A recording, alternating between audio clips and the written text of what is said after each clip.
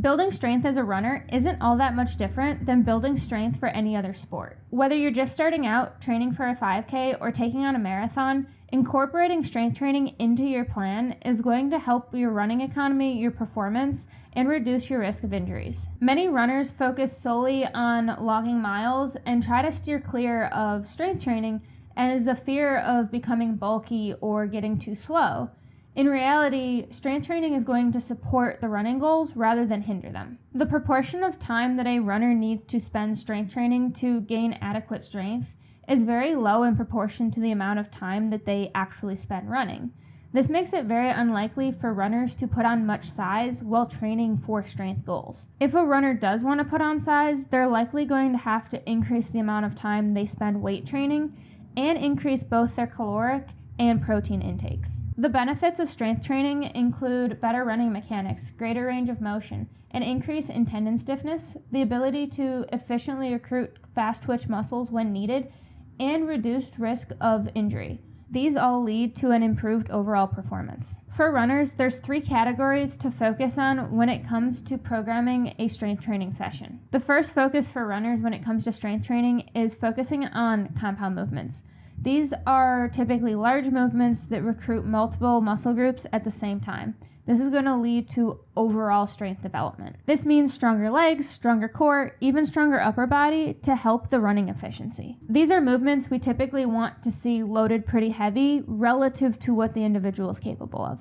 So I don't expect runners to be out here deadlifting 405 all the time, but we do want to make sure that it's heavy enough for that individual's abilities to cause a strength response. What may be surprising to many runners is the fact that these strength adaptations are going to happen at a high weight and low rep range. Now, most runners probably don't need to be going for single or double rep efforts, but working in the 3 to 6 or 3 to 8 rep range is going to create more of those strength and neurological adaptations than working in that 10, 12, 15 rep range that runners tend to congregate towards. Working in too high of a rep range under those light to moderate loads that tend to be considered safer can actually create more fatigue on an already tired endurance system. The other thing to note for runners is that we want to maintain some speed to the reps.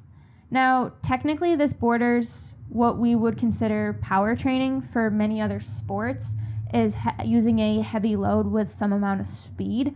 When we talk to runners, this is often what they describe as wanting to get into strength training. See, true strength looks like a power lifter grinding through really heavy, slow reps.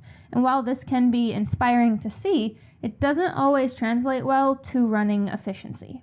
We still want the reps to feel heavy, and even feeling that sticking point isn't a bad thing. That can actually tell us that we're in a good working zone, as long as that concentric or the up phase of most exercises is completed within a second and a half. I typically program these types of reps to feel like a rate of perceived exertion or an RPE of 8 to 8.5, or if you're someone who likes to use reps in reserve, to where you probably could squeak out 1 to 2 more reps, but they would get really, really slow at that point. When deciding what compound movements to include, think of your squats as mainly being your quad and glute dominant exercises, with front-loaded squats being a little bit more quad preferenced, and then your hinge movements, your deadlifts, your RDL type movements, being more hamstring and glute focused, with the straighter legged exercises tending to target more of the hamstring. This isn't to say skip upper body at all.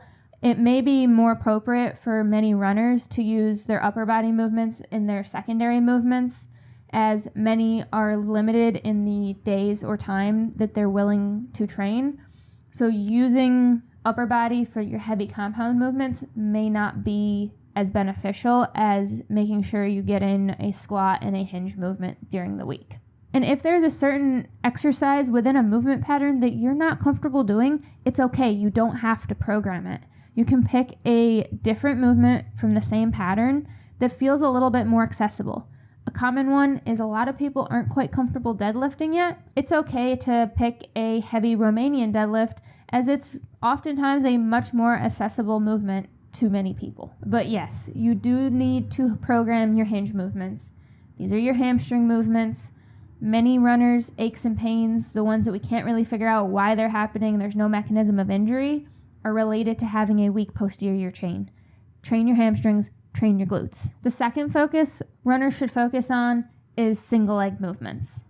Many of these are still considered compound movements. We're just doing them on one leg, so they're going to be loaded a lot lighter. When we run, only one foot is ever in contact with the ground, so it's pretty much like bounding or hopping from one foot to the other repeatedly. By incorporating single leg exercises, we improve coordination, balance, and can hopefully spot if we have any imbalances, either front to back of the body or side to side, starting to show up. Common single leg exercises include lunges, the split squat, or its big sister, the Bulgarian split squat, the single leg or pistol squat, usually to a bench or a short box, step ups, step downs, and the kickstand, or more advanced, one leg RDL. Each side of the body is forced to work independently. Therefore, one side cannot compensate for the other, and if they do, it usually becomes pretty obvious pretty quick. This can help identify and correct strength imbalances. Often we think of imbalances and compensation happening from side to side, but it can also happen from one muscle to its surrounding muscles or nearby muscle groups. For example, let's say we have a weak hip flexor on one side. It may get tight, which could cause the pelvis to be pulled into anterior pelvic tilt.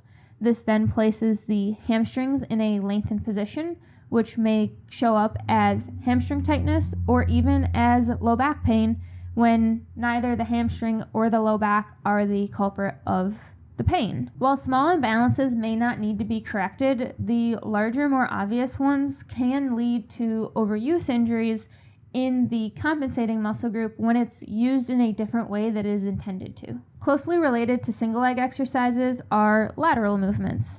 While most runners run in a pretty straightforward direction, incorporating lateral movements can help with overall joint health, activities of daily life, and preventing falls from awkward steps, especially if we are running on trails or uneven pavement, the edge of the road, running into potholes, things like that. These movements are typically a lot less taxing than their two-footed counterparts, so they can be programmed more toward the runner's preference. I typically program these in the 6 to 10 rep range and superset them to make sure that the session is moving along. The third focus for runners is plyometrics, or training to be springy. Plyometrics are explosive movements that can significantly increase your speed, your strike, and reduce your ground contact time. Many plyometric movements mimic that mid to forefoot strike. By practicing this, we can ingrain a more efficient striking pattern, which can transfer to running economy, thus improving turnover rate and speed. Think of your tendons as big rubber bands.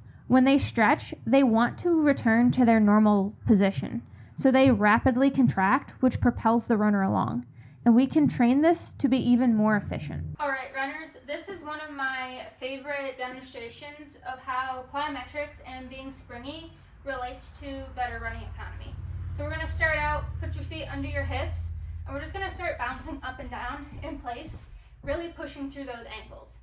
If I turn sideways, right, we can see I just kind of can spring up with the momentum from one jump into the next. I don't really have to use a ton of muscular power to create the next jump. Right. So now this comes into play when we already are utilizing that slight forward lean when we're running, right? Most coaches talk about that slight lean coming from the ankle. Usually it's about a 7-degree lean that they refer to versus the hip. If we bend at the hip, this doesn't work quite as well. So I'll take a step back so I don't go out of frame.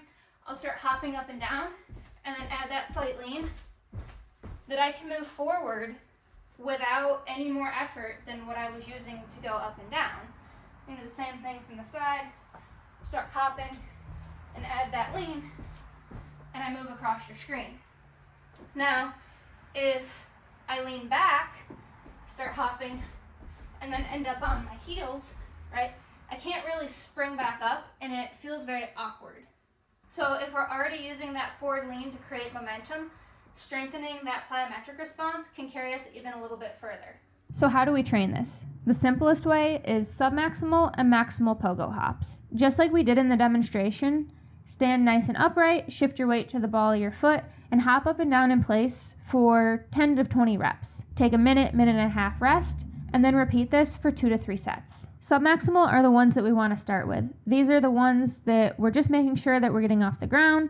We want to find where that point on our foot is that we can rebound very quickly from, and we want to make sure that we're moving pretty quick on these. Maximal come a little bit later, usually with a little less volume, say the 5 to 10 rep range, and we're trying to get as much air time as we possibly can. In either case, we want to make sure that we're connecting our reps together so that we're keeping that ground contact time as low as possible and getting that stretch and reflex out of every rep we do. To progress these, we can add in side-to-side movements, front-to-back movements, move along a line, change to one leg, add in quarter or half turns, or change the level by adding in a short box, a curb, or a step. Another common plyo for runners is bounding. Bounding is pretty much an exaggeration of good running form. The runner is going to explode off one leg, find that hard Z position in the air, and then land on the opposite foot with the foot back underneath the hip. Then they'll transition right into the next bound. These are great for figuring out how the knee drive and foot strike are related to one another. As these are a single leg movement and have a greater range of motion, they are a little bit more advanced plyo than the pogos that we first talked about.